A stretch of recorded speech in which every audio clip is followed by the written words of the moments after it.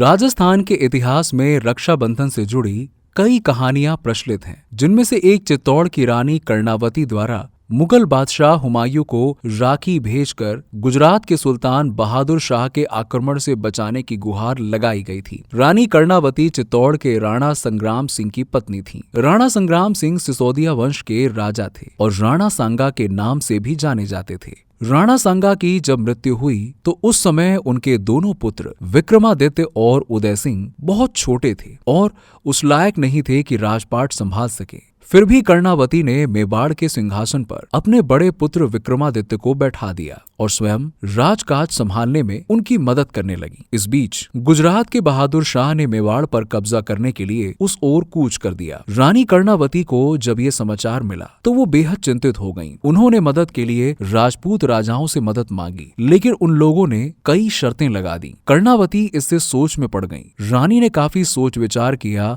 और फिर मुगल सम्राट हुमायूं को राखी भेजकर उनसे मदद मांगने का निश्चय किया। रानी कर्णावती के इस निर्णय को जब उनके दरबारियों ने सुना तो वो हैरान रह गए। हुमायूं मुस्लिम था, इसीलिए उन्हें संदेह था कि एक मुस्लिम के विरुद्ध हुमायूं एक हिंदू रानी की मदद क्यों करेगा, और दूसरा ये कि हुमायूं मुगल वंश के संस्थापक बाबर का पुत्र था और बाबर व राणा सांगा के बीच खानवा में जबरदस्त युद्ध हो चुका था। उस युद्ध में घायल होने की वजह से ही राणा सांगा की मृत्यु भी हुई थी। इसीलिए रानी के किसी भी दरबारी को ये उम्मीद नहीं थी कि हुमायूं अपने पिता के पुत्र की पत्नी यानी रानी कर्णावती की मदद करेगा। कर्णावती की राखी लेकर जब पत्रवाहक दिल्ली पहुंचा, हुमायूं ने उस वक्त ग्वालियर में अपना पड़ाव डाल रखा था और वो बंगाल पर आक्रमण करने की तैयारी कर रहा था। पत्रवाहक ग्वालियर जा पहुंचा। रानी कर्णावती की राखी और उसका पत्र देखकर हुमायूं आश्चर्यचकित होकर प्रसन्न हो गया।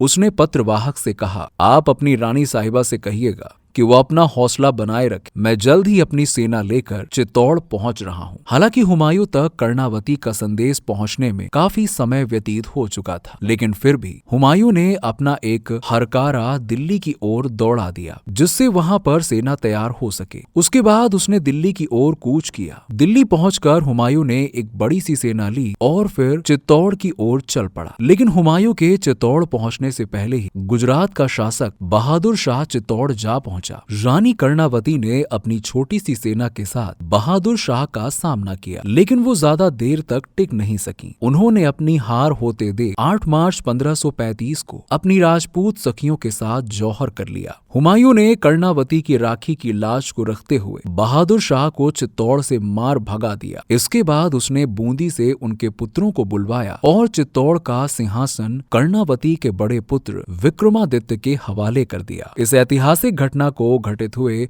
अब तक सैकड़ों साल गुजर चुके हैं। आज न हुमायूं है और न ही कर्णावती, लेकिन भाई बहन का ये अनूठा रिश्ता कहानियों और कविताओं में आज भी जिंदा है।